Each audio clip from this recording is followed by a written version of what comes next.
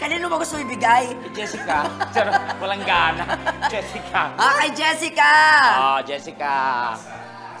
Wow, P. Ang swerte naman ni Jessica. Dahil nagtitipid ako this year, mag-recycle na lang ako ng regalo.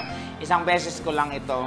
Pero sabi mo kanina hindi ka magbayad. Maayos pa naman ang kondisyon. Ang sabi mo kanina Maayos pa dyan. naman ang kondisyon nito. Magugustuhan niyo to.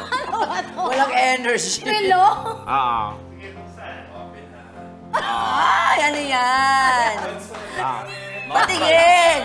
Magagamit nilang dalawa? Yan. Oh my gosh! What? Grabe ka naman! Hindi, amuyin mo muna ba? Be, di mo man lang alam yung size ko! Para law shoot ka. Wala ko! Para law shoot ka agad. Pero thank you pa din. Magagamit ko to sa gabi.